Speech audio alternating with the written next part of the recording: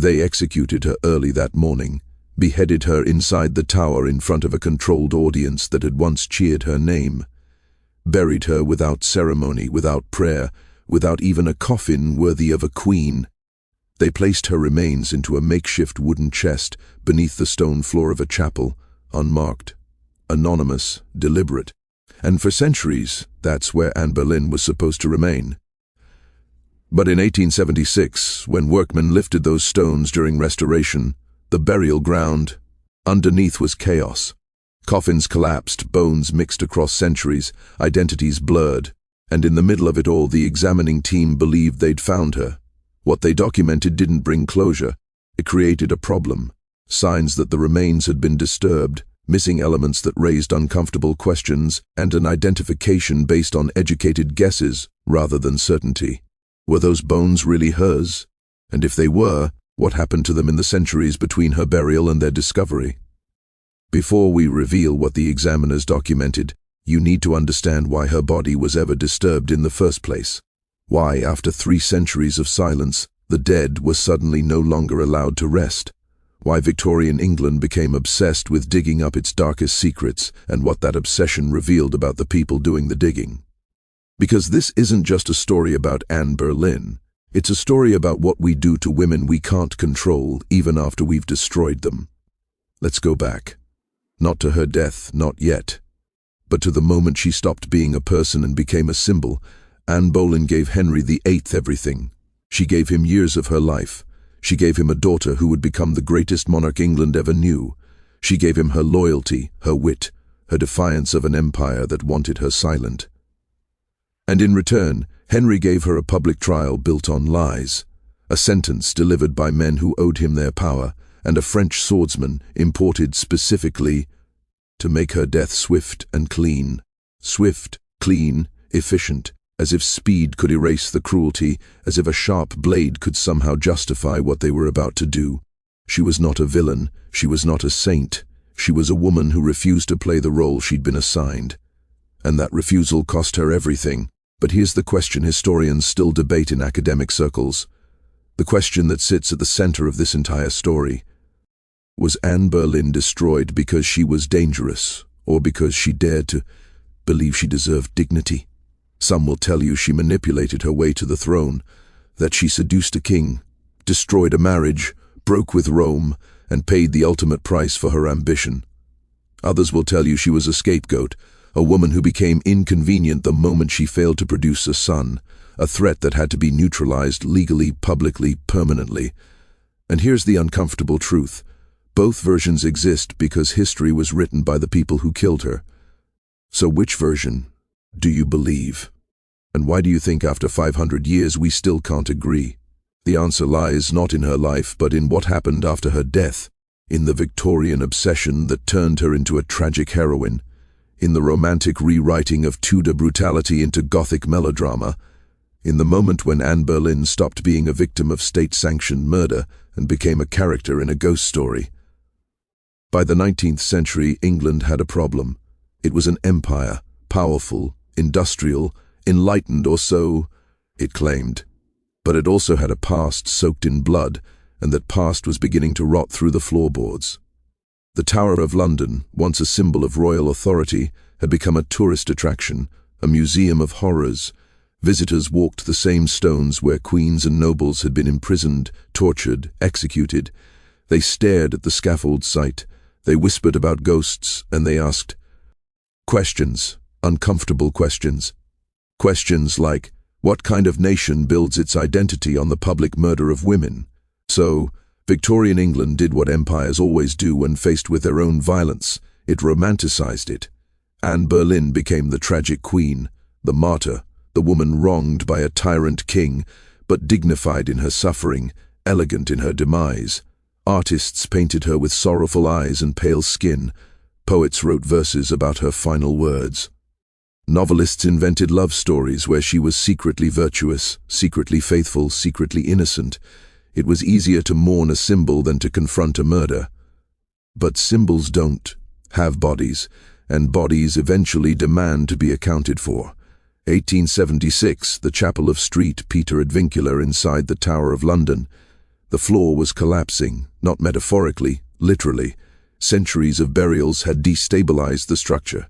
The stone was sinking, the foundations were crumbling, and so the decision was made. The chapel would be restored, which meant the graves would be opened. They weren't prepared for what they found. Coffins stacked on top of each other, bones mixed from different centuries, different executions, different reigns, no organization, no records, no respect. The dead had been shoved into the ground like evidence at a crime scene, and perhaps that's exactly what they were. The work was overseen by Dr. Frederick John Mewat, a medical examiner who understood that what he was looking at wasn't folklore. It was fact, and facts once written down become very difficult to erase. Among the disordered remains, the examining team identified a skeleton they believed matched the historical descriptions of Anne Boleyn. Slender build, small frame, located in the area where Tudor records suggested she'd been buried and evidence of decapitation. The identification wasn't certain. It couldn't be.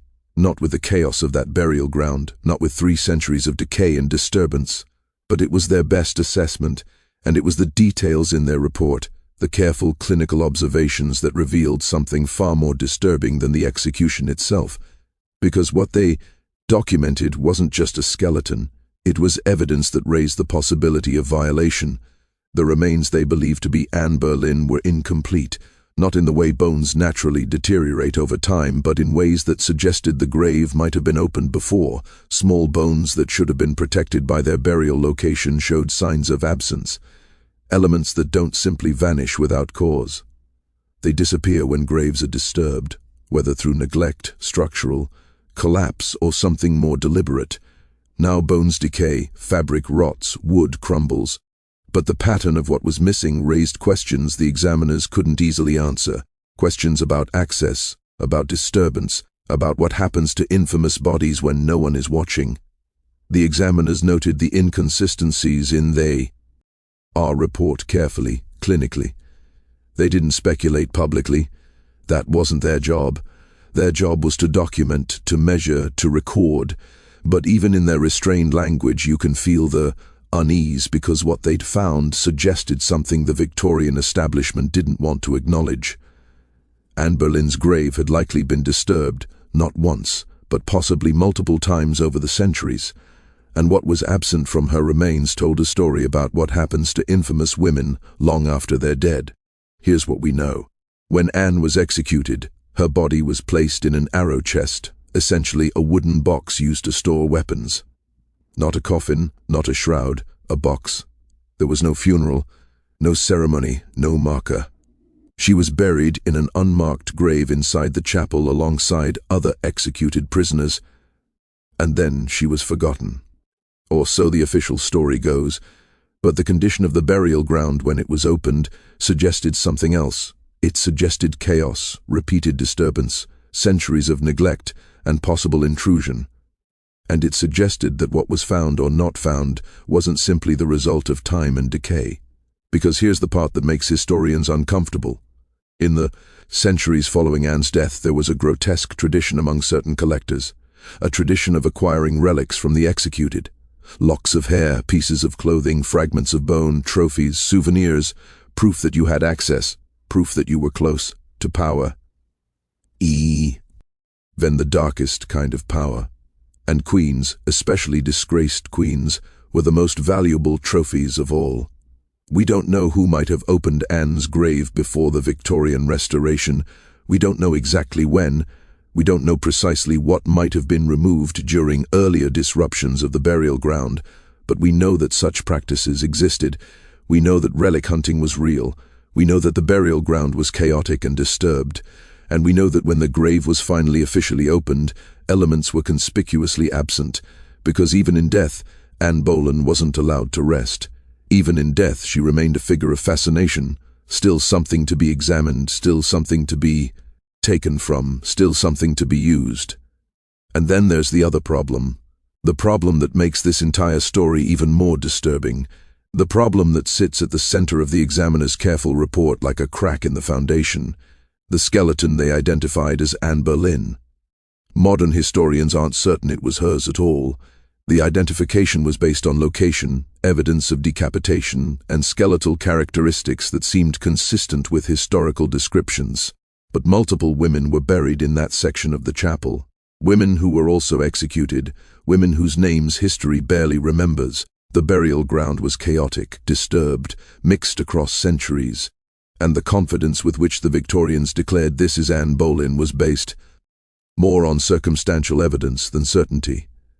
So what if, after centuries of mourning, memorializing, mythologizing Anne Boleyn, we've been mourning the wrong body? What if the woman we turned into a symbol was never even properly identified? What if we don't actually know where Anne Boleyn is buried, or what happened to her remains? Stories like this don't survive because they're convenient. They survive because someone refuses to stop asking questions. And if you leave now, if you close this video and move on, this story ends exactly where history wants it to end: buried, forgotten, erased. This channel exists because the past is not as clean as the textbooks pretend. If you miss the next one, you won't even know what they deleted. So, let's go deeper. Let's talk about what it meant to be Anne Boleyn in the moments before the sword fell. Let's talk about the spectacle of her death and the cruelty that lingered long after. She woke on the morning of May 19, 1536, knowing she had hours left to live, not days, not weeks, hours. And here's what the historical record tells us about those final hours. She spent them composing herself, rehearsing her final speech, choosing her words carefully, because even in death she understood that words were all she had left. She couldn't defend herself in the trial that had been a performance, not a proceeding. She couldn't appeal to Henry. He'd already moved on, already chosen his next wife, already signed the warrant. She couldn't rely on the law because the law had been rewritten specifically to kill her. So she did the only thing left to a woman with no power. She controlled the narrative of her own death. They brought her to the scaffold inside the tower, private, contained, controlled. Not the public execution ground at Tyburn, where commoners were hanged. Not even Tower Hill, where nobles were usually beheaded in view of crowds. This was different. This was a queen. And even in disgrace, even in condemnation, the monarchy couldn't risk the optics of a truly public spectacle that might invite sympathy. So they built the scaffold inside the tower walls, where only a select audience could attend, where the story could be managed, where Anne's final words could be recorded, but only by those loyal to the crown. She wore grey, a damask gown, a crimson underskirt the colour of martyrs, though whether she chose it intentionally, we'll never know. Her hair was pinned up beneath a white key, her neck was bare. The swordsman waited. He'd been brought from France specifically for this execution. The English used axes, brutal, imprecise, often requiring multiple blows. But Henry, in what might have been his last gesture of mercy or perhaps his final assertion of control, had commissioned a sword, faster, cleaner, less suffering. As if the method could somehow sanitize the murder, Anne gave her speech, short, measured, carefully neutral. She praised the king. She asked for prayers. She did not proclaim her innocence, because to do so would have been to call Henry a liar, and that was treason in itself. She played her part to the end, and then she knelt. Here's what the witnesses recorded. She was calm, composed. She did not tremble. One observer wrote that her courage was remarkable, almost unnatural. Another suggested she'd been coached, rehearsed, controlled, even in her final moments. But perhaps it wasn't courage. Perhaps it was exhaustion, the exhaustion of a woman who'd spent years navigating a court that rewarded cunning and punished ambition, who'd been promised a crown and given a sentence, who'd learned too late that proximity to power doesn't grant you protection, it makes you expendable. Perhaps Anne Boleyn wasn't brave. Perhaps she was just done. The swordsman struck. One blow, according to the witnesses, swift, precise. Her head fell. The audience, the small, carefully selected audience, reportedly gasped. Some turned away, others stared, and then it was over. Or so they thought. Because here's what no one talks about. What happens immediately after an execution?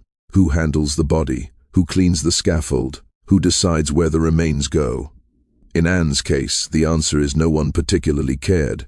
Her ladies-in-waiting, the women who'd served her as queen, wrapped her body and head in cloth. They placed her in the arrow chest that had been prepared. or rather repurposed. There was no coffin, no planning, no ceremony, and they buried her in the chapel floor in an unmarked grave alongside other women and men who'd been executed for treason, forgotten, erased, convenient, and for nearly 350 years. That's where she supposedly stayed, while Henry married again and again and again, while her daughter Elizabeth rose to the throne and became the most powerful monarch England had ever seen, never once publicly acknowledging her mother's execution.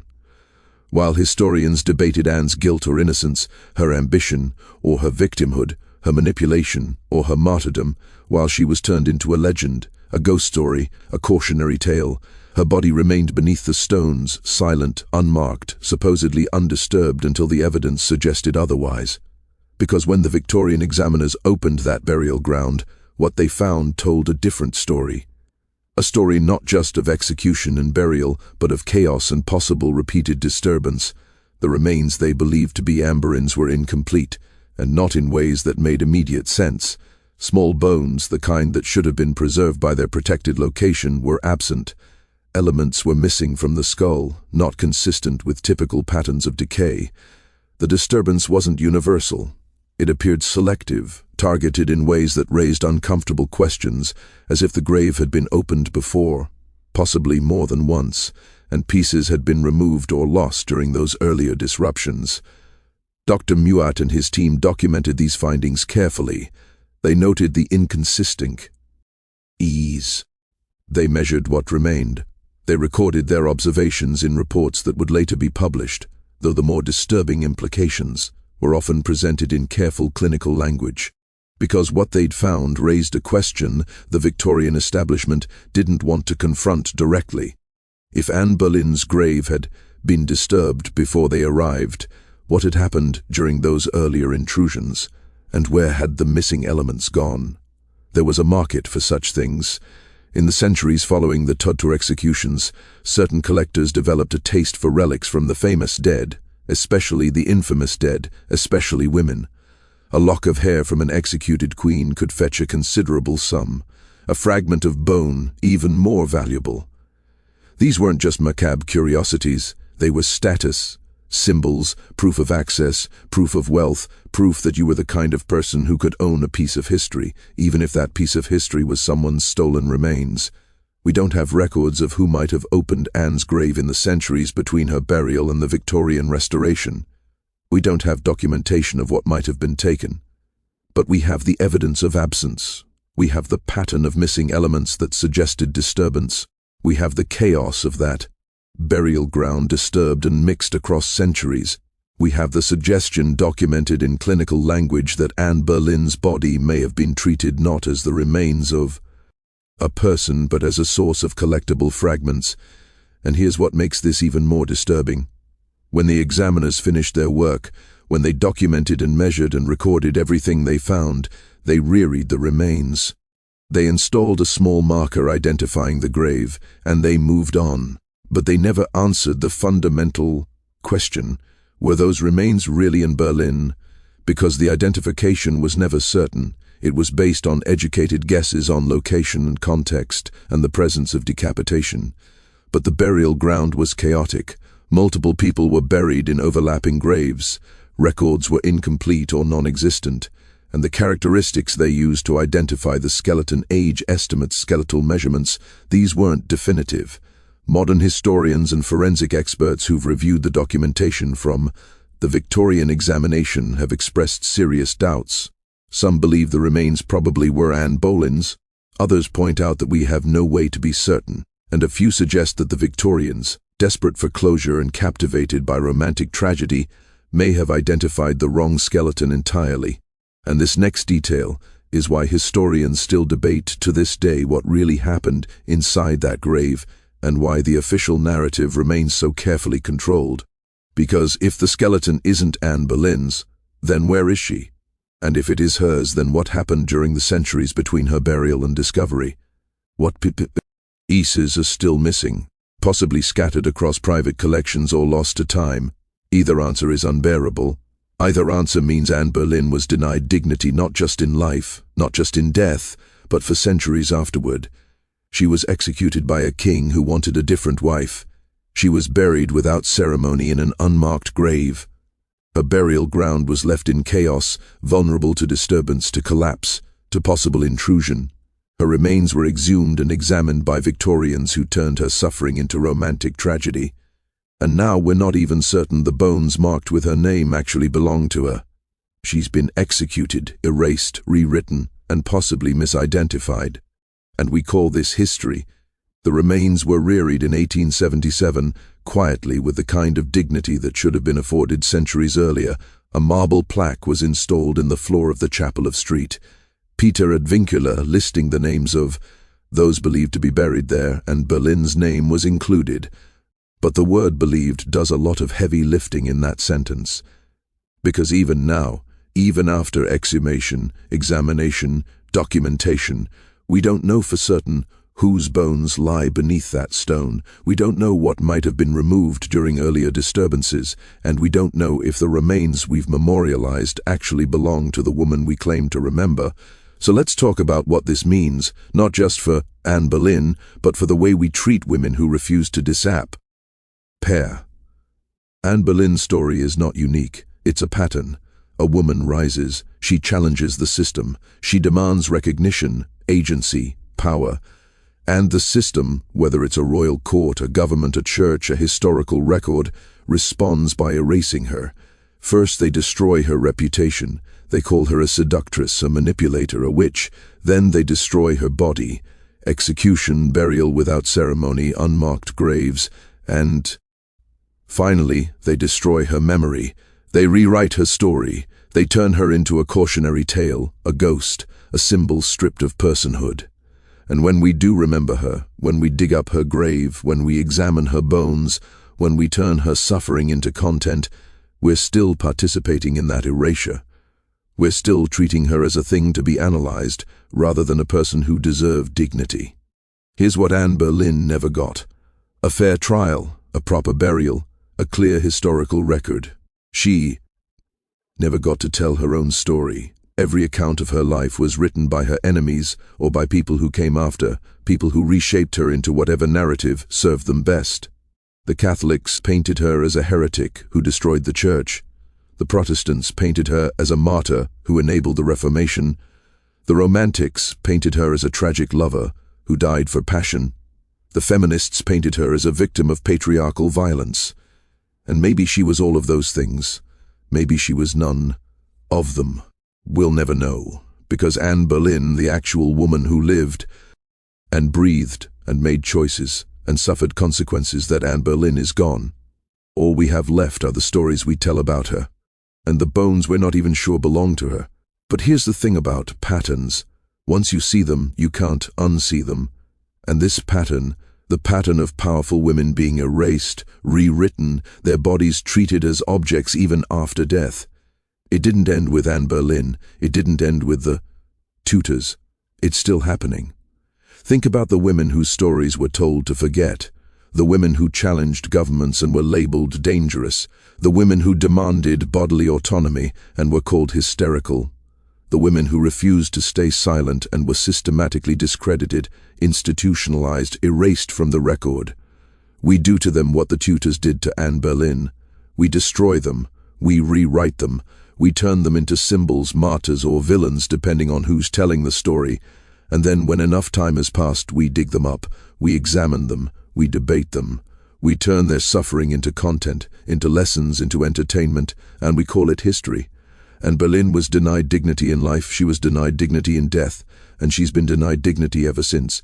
Every time someone reduces her to a plot point in Henry VIII's story, every time someone debates whether she deserved her execution, every time someone forgets that before she was a queen or a symbol or a ghost story, she was a human being who wanted to live. The missing pieces of her skeleton, if those remains were even hers, were never recovered. Whatever might have been removed during earlier disturbances, whether through neglect or deliberate collection or simple chaos, they're gone, lost to history, possibly scattered, destroyed, forgotten. And maybe that's the most honest metaphor for how we treat women who threaten the status quo.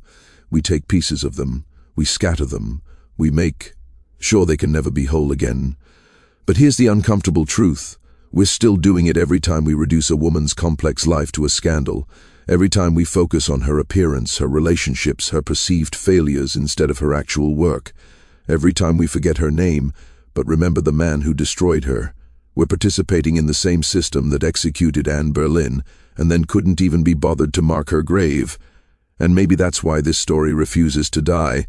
Maybe that's why 500 years later, we're still talking about Anne Boleyn, still debating her guilt, still searching for certainty about her burial, still trying to piece together who she really was.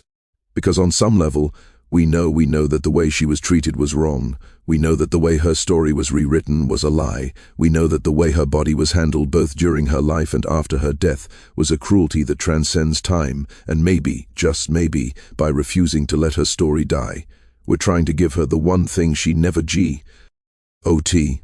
justice. But justice for the dead is a strange thing. It can't undo what happened. It can't restore what was lost. It can't recover missing elements, or rewrite the historical record, or erase the centuries of lies and romanticization and eraser. All it can do is refuse to let the truth be buried again. So here's the truth. Anne Boleyn was executed by a king who wanted a different wife. She was buried without ceremony in a grave that appears to have been disturbed multiple times across the centuries. Her burial ground was left in chaos, vulnerable to collapse, to intrusion, to the kind of violations that leave evidence, but no records. Her grave was exhumed by Victorians who turned her suffering into romantic tragedy while documenting signs of disturbance. They chose not to fully investigate, and now we're not even certain where she's buried or whether the bones we marked with her name are actually hers. She's been executed, erased, rewritten, and possibly misidentified. And we call this history. The chapel of St. Peter ad Vincula is open to visitors. You can walk across the floor where Anne Boleyn is supposedly buried. You can read the plaque with her name. You can take photographs. And if you listen carefully, you can hear the tour guides telling her story, the sanitized version, the romantic version, the version that makes her tragedy palatable for a general audience. But they won't tell you about the doubts surrounding the identification. They won't tell you about the signs of disturbance. They won't tell you about the missing elements that suggest the grave was opened before the official Victorian examination, because that version of the story is too uncomfortable, too messy, too honest. And maybe that's the final cruelty, that even now, even after everything, Anne Boleyn is still being controlled, still being shaped into whatever version of herself makes us comfortable, still being denied the one thing every human being deserves, to be remembered as they actually were. This channel is for the stories history tried to silence and the ones powerful people hoped you'd forget. The stories where the facts are too disturbing for the textbooks. The stories where the endings don't offer closure, only questions. If you want the next secret before it's buried again, you already know what to do. Some queens are executed once. Anne Boleyn has been executed over and over again by the sword, by the historians, by the collectors who may have disturbed her grave, by the system that turned her into a symbol and forgot she was ever human. The remains were rearied, the missing elements were never recovered, and whatever might have been taken from her, whatever fragments may have been scattered across time and private collections and forgotten places, was never returned. The skeleton beneath that marble plaque may not even be hers. We don't know. We may never know. And perhaps that's the truest ending. Not closure, not justice, just the haunting reality that some women are never allowed to rest. Not in life, not in death, not even in memory. They are taken from, they are rewritten, they are erased. And when we finally remember them, we often remember the wrong things. We often remember the wrong bones. Anne Boleyn was executed, erased, disturbed, and possibly misidentified. Even her bones deny her rest. 5 centuries on, her story endures not as closure, but as a haunting reminder. Powerful women are rewritten, fragmented, and denied dignity long after the sword falls.